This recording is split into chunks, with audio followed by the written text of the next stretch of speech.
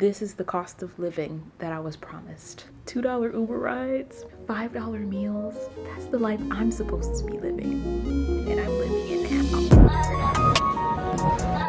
Good apples.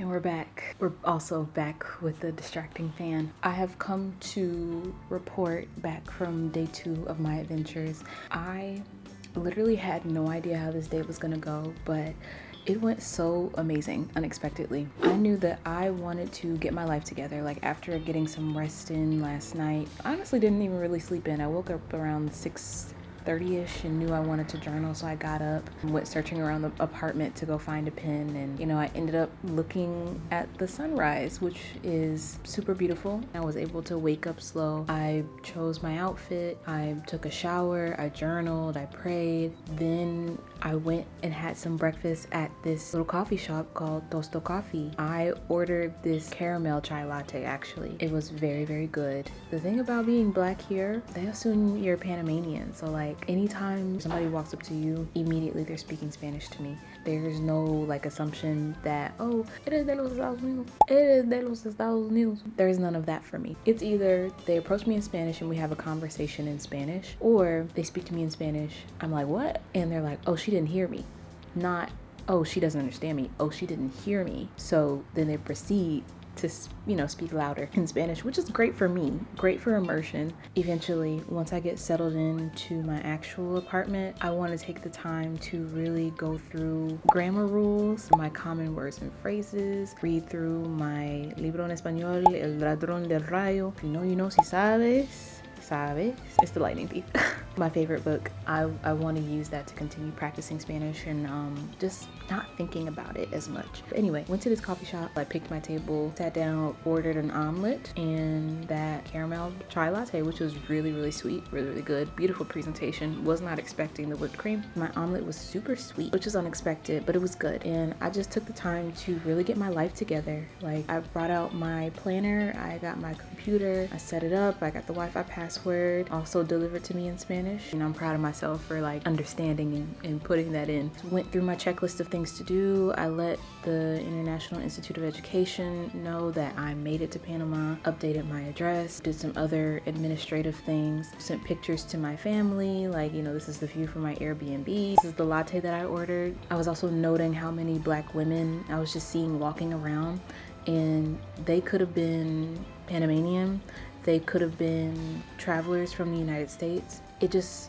all kind of made sense why people come up to me and talk to me in Spanish and assume I'm Panamanian, because there are people all around that look like me who have my complexion, lighter complexions, darker complexions, and it's interesting to study their features phenotypically as well.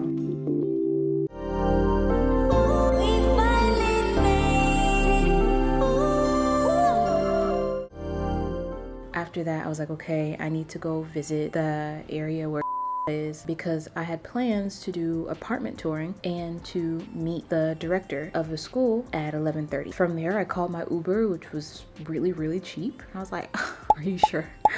But it was. I traveled to my school, and literally as soon as I stepped out of the car, I saw the person who took me from the airport to my Airbnb. Like, literally, I heard, hey, and I was like, oh, hey. He took me inside, he showed me the school. It was so cute, so artsy, so just full of character, and I love it. I was passed off to these other women administrators, and the school was busy because it's a little less than a week before the first day of school. I was just like introduced to a bunch of people at once, and then they took me up to the director's office. I waited there for a couple minutes, and then another administrator came and I started asking questions about my program and what my expectations were. Then he gave me a tour of the building. Then the director came, we talked, and he was like asking about my expenses and how they're going to be covered, how my experience is going to be here in Panama. Then I asked him a couple questions like, hey, where do you get a backpack? Where can you live around here? He suggested me a couple streets. About the backpack, he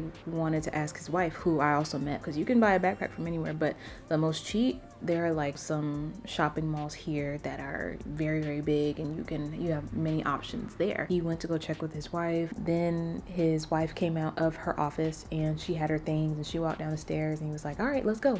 I was like, where are we going? Because mind you, my Spanish is intermediate. There are some vocabulary words I hear crisply, like very, very clear. Once the subject shifts and there are vocab words that I'm not familiar with, I get lost in the sauce. But then if I hear something that I recognize, I'm back in. So it was one of those situations. This entire day basically was that situation. I ended up getting in the car with them, this cute little Range Rover. And in my mind, I'm like, where am I going? I mean, I have an idea, right? I have an idea like, oh, I'm gonna go get a backpack. Either I'm gonna get a backpack or we're gonna go look at housing. Either way, I'm in the car with my pseudo abuelitos. We're just riding around, and let me tell you guys, Panama City is so pretty.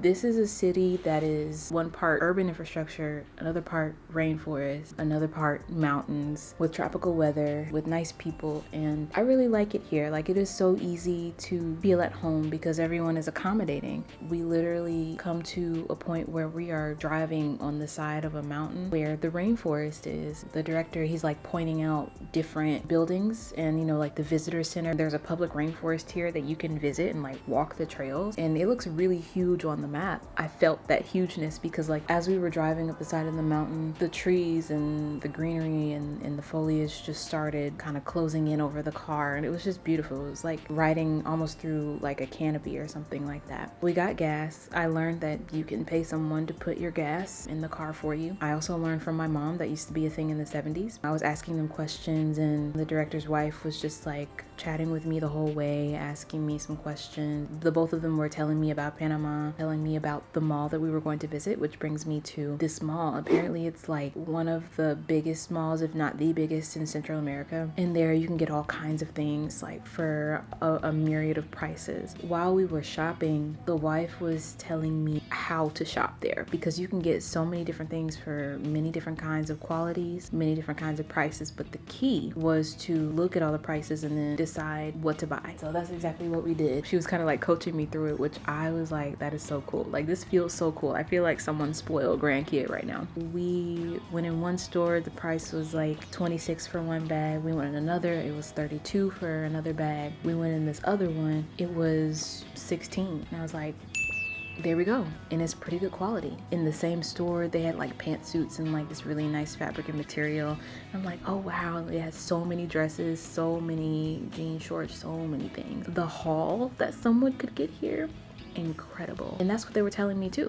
You really have to, you know, kind of spend a good chunk of time here, like 3 to 4 hours. Also, when we went in that particular store, I was carrying around this green bag. It was full of my things, and you know, it's just pretty sizable, like a grocery store bag. I was about to go in, but the guy was like, you have to put that bag over there. And I was like, over where? The director came back out because he had already went inside the store. He came back out. Then he was like, oh, okay, you just got to take it over there. And so it turns out, guys, they have a concession style window where you give your bag and they give you like this little plastic tablet, I guess. I don't know what to call it, but basically it's an indicator of which cubby that they put your bag in. I was like, oh, I guess that makes sense for a place like that because shoplifting might be a major issue with so many options. Even at checkout, the woman was feeling all through the pockets of the bag, like in case I was stuffing it with something, like maybe clothes or earrings or whatever small items, right? But we were very successful. I got my backpack. We spent like maybe 2 hours at the mall. And after that, my social battery started to, but you know, luckily we were done. We all carried our stuff to the front door. The director went to go get the car because he dropped us off first. Oh guys, oh my gosh. We went to eat at that mall as well, and I got a meal from this place called Don Pan. I got a ham and cheese sandwich and a drink, right? Guess how much that meal was? Guess how much? Like $4.82. Not even $5. I was like, America could never. This is the cost of living that I was promised. $2 Uber rides, $5 meals. That's the life I'm supposed to be living. And I'm living it now. Anywho, after that we went back to the school. I was given an agenda and it has like these interesting pages. I'll go get it. Very interesting calendars and information about like, you know, oh, and for the next year too. Look at that. But, you know, super cute. Definitely gonna keep for reference. So the director gave me this agenda before leaving, and the next time I see them will be on the first day of classes. Yeah.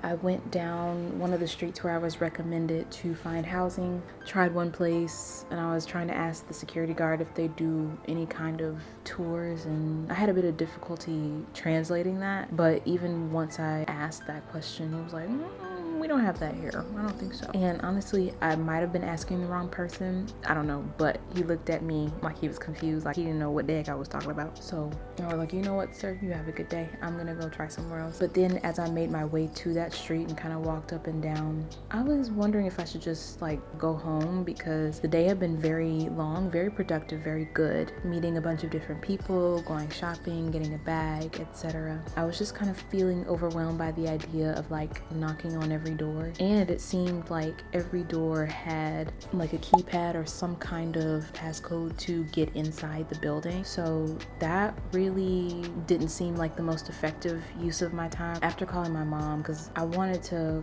call her and like make sure my idea made sense, because I have this thing where I want to make sure I make the most use out of my time, especially because I only have 2 weeks in this Airbnb and then school starts next week, and I don't want to waste time, even though I still, you know, want to respect the way my body is feeling, you know. Called my mom. She was like, you know what, just take a breather, because, you know, that's a lot, walking up and down the street trying to translate and also do it by myself. Definitely just needed to go home, call my Uber and get there, you know.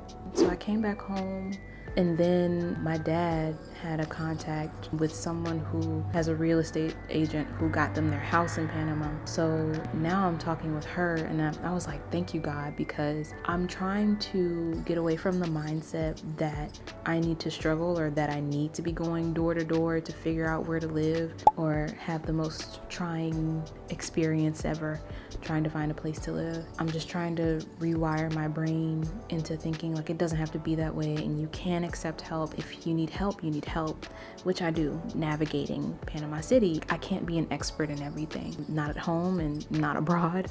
So I need a small team of people helping me figure out where I'm gonna live. That being said, I have an apartment tour tomorrow, and it looks like a good spot. I'm going to cross my fingers and hope for the best, and also pray about it, but fingers crossed that I can get this location, because it seems pretty good.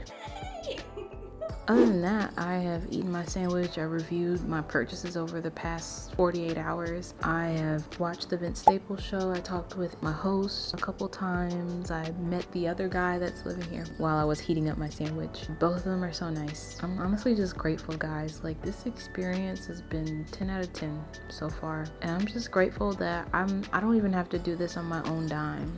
Like, and getting to document and share this with you guys or in a video diary sort of format is really cool. There's so many different ways I'm trying to document this, like in my journal, in my camera, in my phone, because this is the experience of a lifetime. Thanks for watching. Today was really good. Cheers to day 2.